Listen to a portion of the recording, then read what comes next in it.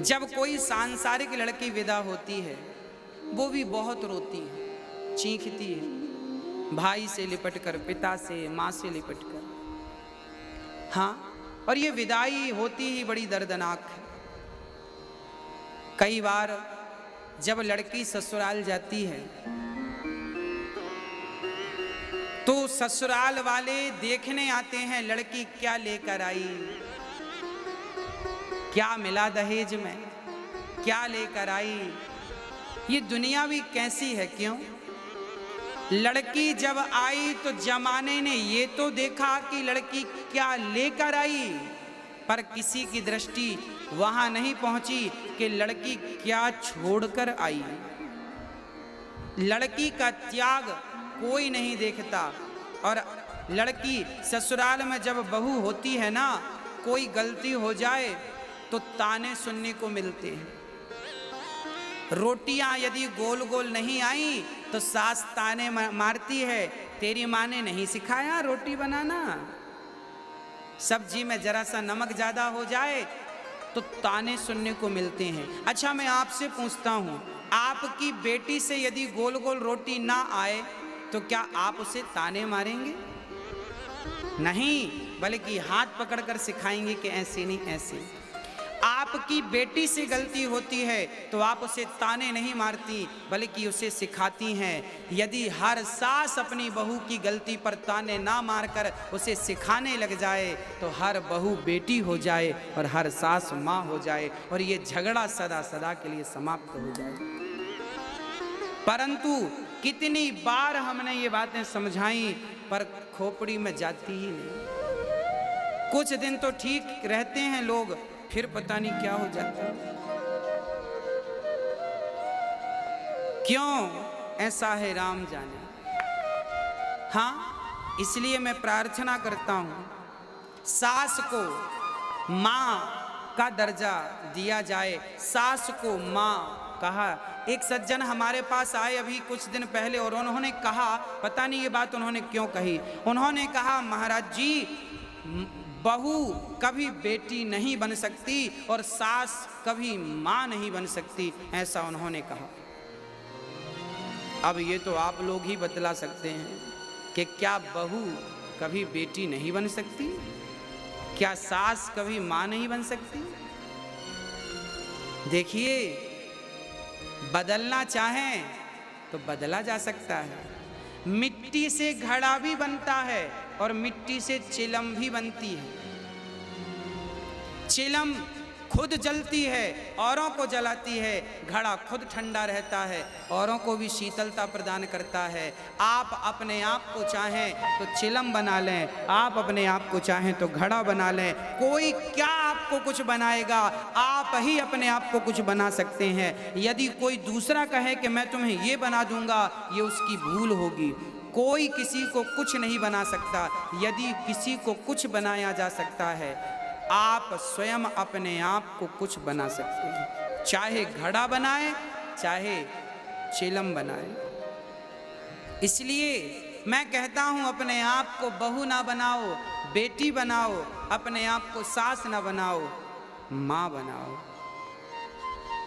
और ये रिश्ते तब बदल जाएंगे जब प्यार की अधिकता होगी।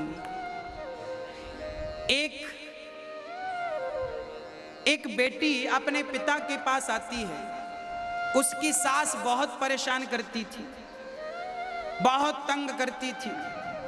एक दिन बहू दौड़ी दौड़ी पिता के पास आई, पिताजी कोई जहर दे दो। उनके पिता बहुत बड़े डॉक्टर थे। बेटी से कहा, बेटा तुझे जहर क्यों चाहिए, तू क्यों मरना चाहती है? बेटी बोली, पिताजी मुझे नहीं मरना, अपनी सास को मारना है जहर देकर। सास को जहर देके मारना है। पिता ने कहा, बेटी ये तो बड़ा पाप कर रही है, सास को क्यों मारेगी? जहर देके मार डालेगी तो तू जेल चली जाएगी, जीवन भर चक्की चलाना पड़ेगा, सड़ जाएगी। ना पिताजी आप कुछ भी करो, अब तो मैं ऐसी बुढ़िया के साथ रहूंगी नहीं, बहुत पाप करती है मेरे साथ, तो नमक भी तौल कर देती है डाइन। कोई नमक खा जाऊंगी क्या मैं? अब अपशब्द पे अपशब्द और गालियों पे गाली। जो बहू के अंदर गुस्सा था पिता के सामने सारा निकाल दिया। पिता समझ गए कि जरूर इसके साथ कुछ गलत हो रहा है, पर पिता तो पिता थे। पिता ने कहा अच्छा ठीक है, तू जिद कर रही है, मैं तुझे जहर दे रहा हूं, पर ध्यान रखना मैं तुझे ऐसा जहर दूंगा एकदम से यदि सास मर गई तो पूरा शक तुझ पे ही जाएगा। तूने मार डाला सास को, तो मैं तुझे ऐसा जहर दूंगा जो धीरे धीरे असर करेगा। 6 महीने का जहर दे रहा हूं मैं, 6 महीने का डोज है। सास की दाल में ये एक पुड़िया रोज घोल दिया कर। अब 6 महीने की पुड़िया बनाकर पिता ने पकड़ा दी बेटी को और कहा बेटी जब तक तेरी सास मर नहीं जाती तब तक तू अपनी सास के पांव दबाना और सास की जरा सेवा करना, ताकि लोगों को लगे, ताकि लोगों को विश्वास हो जाए कि तू जहर दे के नहीं मार सकती अपने सास को। लोगों का विश्वास तो तुझे जीतना ही पड़ेगा। बेटी बोली ठीक है पिताजी, 6 महीने में मरती है तो मैं कर लूंगी। अब पुड़ियां लेकर के बहू आई और अपनी सास को रोज एक पुड़िया देने लगी, पर पुड़िया तो देती दाल में मिलाकर, पर रोज पांव दबाती और सास जो कहती कर लेती चुपचाप बिना कुछ कहे। उसको ये लगता 6 महीने बाद तो मर ही जाएगी, कर लो, बिल्कुल चुपचाप। अब सास गाली दे तो भी चुप, पांव दबाए। अब धीरे धीरे सास को लगा मेरी बहू कितनी बढ़िया हो गई। अब सास भी अपनी बहू से प्यार करने लग गई।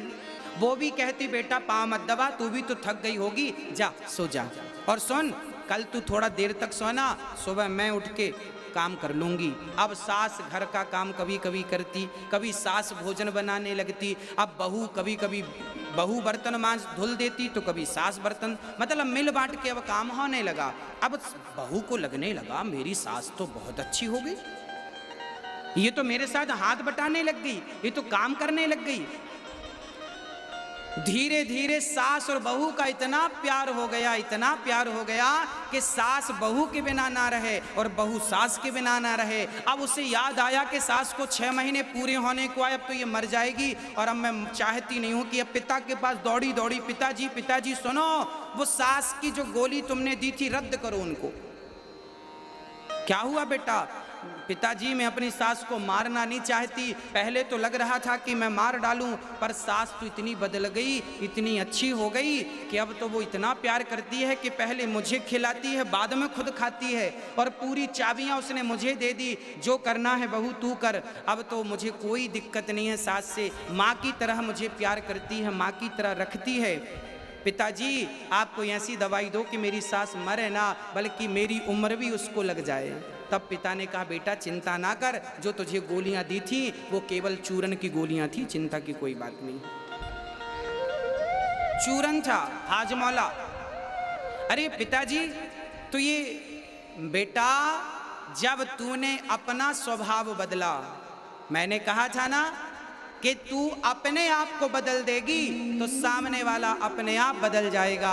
जमाने को आप तब बदल सकते हैं भक्तों जब आप अपने आप को बदल देंगे। अपने आप को बदलने की शक्ति यदि आपके भीतर है तो आपके भीतर जमाने को बदलने की भी शक्ति है, और यदि आपने अपने आप को नहीं बदला तो जमाने को बदलने का सोचिए मत।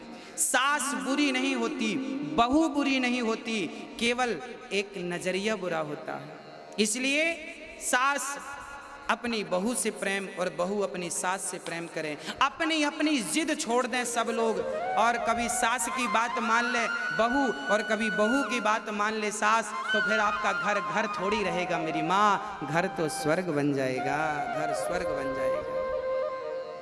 एक दूसरों के लिए जब हम जीते हैं, हम आपके लिए जिए, आप हमारे लिए जिए, फिर वो क्या होगा? वो स्वर्ग होगा। रिश्तों को निभाना, रिश्तों को बना लेना तो सरल बात है, निभा पाना थोड़ा कठिन है। कठिन काम ही करिए। हाँ सरल काम तो सब कर रहे हैं। हाँ